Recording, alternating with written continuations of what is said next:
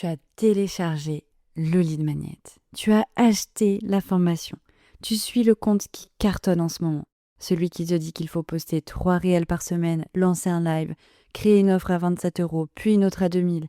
Tu as 14 onglets ouverts sur ta stratégie de contenu. Et malgré tout ça, au fond de toi, il y a un petit truc qui coince. Tu appliques, tu coches les cases et tu sens quand même que tu es complètement à côté. Comme si tu portais le manteau de quelqu'un d'autre. Il est beau ce manteau, hein.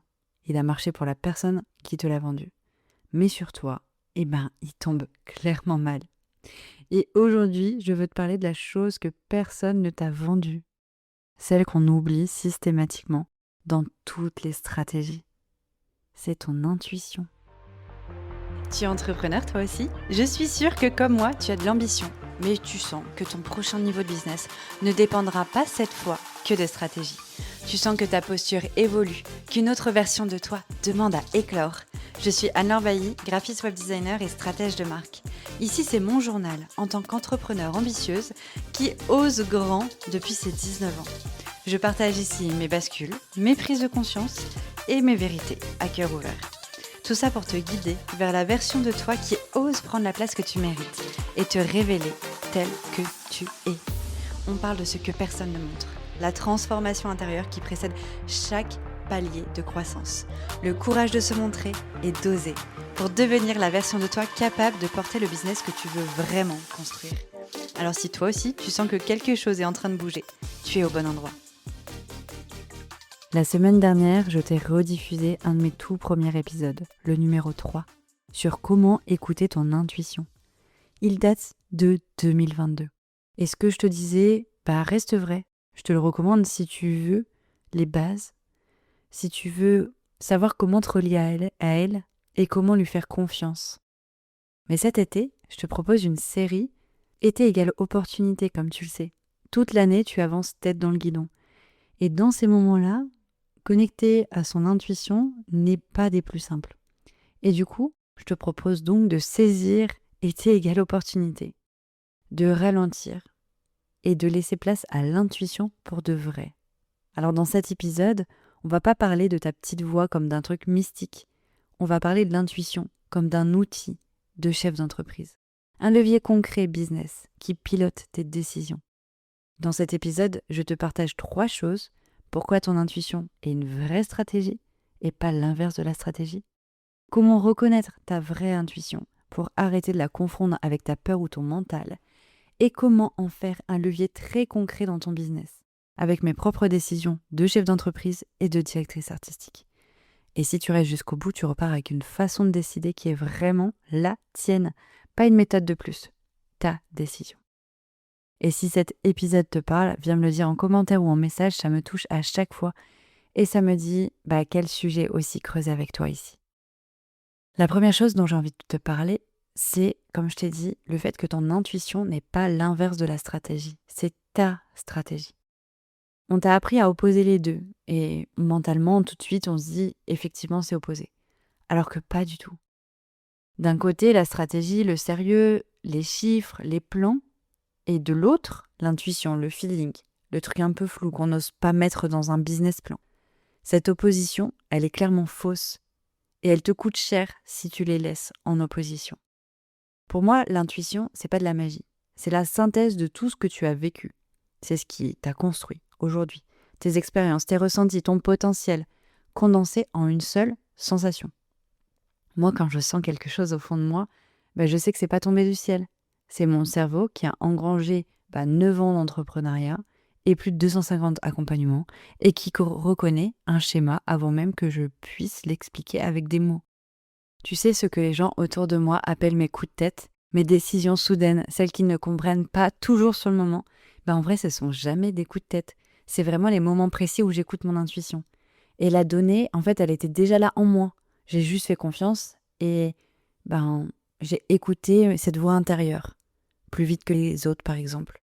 Et par exemple, quand j'ai lancé ma communauté en ligne, la sphère, tout a été fluide en fait. Et à ce moment-là, j'ai décidé de fermer la boutique en ligne, d'ouvrir la communauté à la place.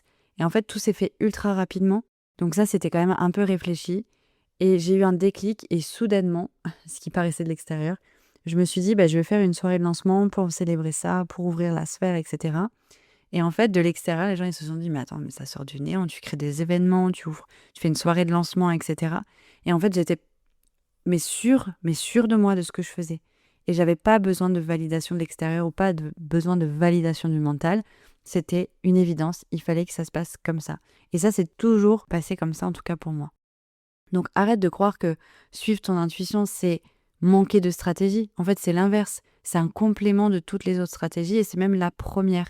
C'est utiliser la stratégie la plus avancée que tu possèdes finalement, celle que personne ne peut te copier-coller, parce qu'elle est faite de ta vie à toi. Et du coup, c'est en utilisant cette première stratégie qui est l'intuition et en la couplant à d'autres stratégies que tu vas vraiment pouvoir avancer en étant aligné. Mais maintenant, la vraie question, c'est comment tu fais la différence entre cette intuition qui est puissante et le petit bruit du mental qui est toujours là pour te taquiner. Parce qu'en fait, on peut clairement confondre les deux.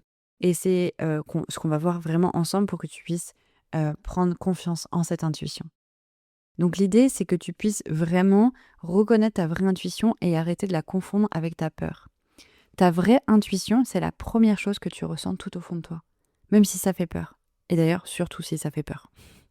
Parce que ton intuition ne va pas te promettre le confort, la tranquillité. Elle te montre en fait la direction qui est la plus juste pour toi. Et cette direction te demande souvent du courage. Alors que le mental, lui, arrive juste après. Il rationalise. Il liste les bonnes raisons de ne pas y aller. Il t'explique pourquoi ce serait plus raisonnable d'attendre. Alors, du coup, le mental, il fait plein de bruit pour te ramener dans ta zone connue, celle que tu sais, être sécure. Alors que l'intuition, elle va parler en premier et elle va être un peu plus douce, en général. Donc concrètement, moi ce que je fais quand j'ai une décision à prendre, c'est que je ferme les yeux, tout simplement. J'essaie de ressentir ce qui monte avant ma tête. Enfin, avant que ma tête se mette à commenter, etc.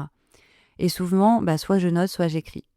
Parce que poser les choses sur un papier me permet vraiment de voir clairement ce qui vient de mon intuition et ce qui vient du mental, qui panique. Et après, j'aime bien me laisser un petit peu de temps. Alors pas trop. Juste un petit peu pour laisser la vraie réponse remonter, sans laisser ma peur reprendre le dessus, etc. Alors profite d'un temps sur la plage pour expérimenter ça, sur des décisions assez légères. Moi, clairement, c'est sur ce que je veux manger. Le nombre de fois, on me dit tu veux manger quoi? J'ai 2 trucs devant moi, je ferme les yeux et je ressens en moi ce que je veux manger. Et là, ce qui vient, c'est l'intuition, c'est pas le mental qui me dit là c'est plus calorique, là c'est moins calorique, blablabla. Et je vais te dire un truc qui a changé chez moi par rapport à en 2022. À l'époque, donc je te parle de 2022, c'est la première fois que je t'ai parlé de l'intuition ici sur ce podcast-là. Je ritualisais énormément tout ça. Je faisais des méditations, des pratiques, j'avais besoin de tout un cérémonial pour entendre mon intuition. Et aujourd'hui, je suis beaucoup plus terre à terre. Je la ressens beaucoup plus facilement, sans chichi. Je n'ai plus besoin de m'installer 1 heure avec des bougies pour savoir. Je sens. Et c'est tout, parce que je l'ai cultivé. Et c'est ça, la meilleure nouvelle pour toi. C'est que ton intuition, ça se muscle. Ta connexion à ton intuition peut se muscler. Et plus tu la pratiques, moins tu as besoin de cérémonies autour. Tu n'as pas besoin d'une méthode de plus à acheter. Tu as besoin juste de t'entraîner à reconnaître ta propre voix intérieure. Et une fois que tu sais la reconnaître, tu peux vraiment en faire un moteur pour ton entreprise, pour prendre des décisions. Et là, je vais te donner mes exemples concrets parce que c'est là que ça devient passionnant. Donc je vais te donner 2 décisions structurantes que j'ai prises au feeling, je t'en ai un petit peu parlé tout à l'heure, et qui ont changé mon business. Donc la première, par exemple, je te reparle de la sphère. En fait, à l'époque où j'ai créé cette communauté en ligne, tout le monde lançait des masterminds. C'était le format à la mode, celui qu'on me conseillait, et je me suis même formée à ça, et je sais au fond de moi que je tends à créer mon mastermind. Mais en fait, à ce moment-là, au fond de moi, ça collait pas. J'ai senti que je voulais une communauté en ligne, enfin en présentiel au départ en Corse, et potentiellement en ligne, quelque chose de vivant, accessible à tous parce que petit budget, un espace de partage et pas un format élitiste fermé. Et en fait, mon intuition me disait que c'était ça qu'il fallait que je crée. C'était à moi de rassembler de cette façon. Et j'ai suivi cette sensation. Et aujourd'hui, la sphère est exactement l'endroit que je voulais créer.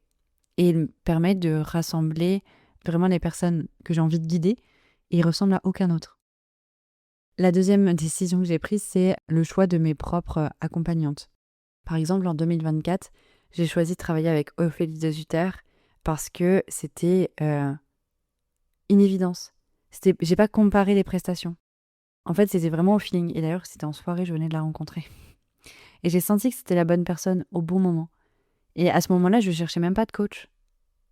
Mais quand je l'ai vue, je me suis dit, elle, il faut qu'elle m'accompagne. Je sais pas comment, je sais pas pourquoi, mais il faut que j'y aille. Et ce choix m'a ouvert énormément de portes d'évolution. Des portes que je n'aurais jamais ouvertes en restant seule dans ma tête avec mes peurs à comparer des options. Et en fait, l'intuition, elle ne sert pas que pour les grandes décisions. Par exemple, dans mon quotidien de directrice artistique, de graphiste, chaque jour, elle me sert. Quand je travaille sur la marque d'une cliente, je sens ce qui se joue en elle, je sens ce qui la bloque, ce qu'elle n'ose pas encore dire, ce qu'elle n'ose pas encore transmettre, ce dont elle a vraiment besoin. Je sais quoi lui dire, à quel moment et comment l'accompagner. Je sens quand elle est prête à passer à l'action, à se révéler pleinement dans sa communication ou non. Et ça, aucune méthode me l'a appris. C'est mon intuition de pro, le fait qu'elle a été nourrie par plus de 250 entrepreneurs que j'ai accompagnés, qui me guide au quotidien. Et c'est précisément ça qui fait la différence entre une marque jolie et une marque qui te ressemble vraiment et qui te porte. Alors ce que je veux que tu retiennes de cet épisode, c'est que ton intuition, c'est une stratégie, c'est ton expertise qui est condensée, ta donnée la plus précieuse, celle que personne ne pourra jamais te vendre. Et tu peux la reconnaître, c'est la première chose que tu ressens au fond de toi, même quand ça fait peur. Alors ferme les yeux, ressens, écris pour trier et laisse-toi juste assez de temps pour l'écouter. Et tu peux en faire un vrai levier pour tes grandes décisions comme dans ton quotidien. Et plus tu l'écoutes, comme je t'ai dit pour choisir ce que tu manges, plus elle va devenir fluide et fiable pour toi. Alors la méthode que tout le monde te vend, elle marche surtout pour la personne qui te la vend. La seule chose qui marche vraiment pour toi, c'est celle que tu portes déjà, ton intuition. Et une fois que tu as bien géré ton intuition et que tu la couples à d'autres méthodes, à d'autres stratégies de vente, etc., là, ça crée vraiment un banger, comme on dit. Et c'est exactement ce que je fais avec mes clientes dans l'expansion. Mon accompagnement en image de marque et de site web, je sens qui tu es vraiment. Je révèle ton positionnement premium. Je construis avec toi une marque alignée, pas un manteau qui est emprunté à quelqu'un d'autre. Alors si tu sens là, en ce moment, en m'écoutant, que c'est ton moment, je te propose un audit offert. 30 minutes avec moi, on papote de ta marque, on papote justement de ce que tu aimerais révéler au fond de toi, ce que ton intuition te demande de révéler. Donc le lien, il est en description si jamais tu veux réserver ton audit qui est offert. Et on regarde ensemble si on peut avancer côte à côte ou déjà, qu'est-ce que toi tu peux mettre en place pour te révéler pleinement avec intuition dans ta com et dans ton business. Et moi, je te dis à la semaine prochaine. Merci beaucoup d'avoir écouté cet épisode d'Intuition Créative. J'espère qu'il t'a inspiré et qu'il t'a donné l'élan pour rayonner encore plus dans ton activité. Si ce podcast te plaît, tu peux le soutenir en laissant 5 étoiles et un témoignage sur Apple Podcast. Pour ça, c'est très simple.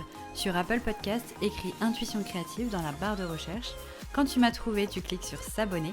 Descends en bas de la liste d'épisodes jusqu'à la section Évaluation et avis.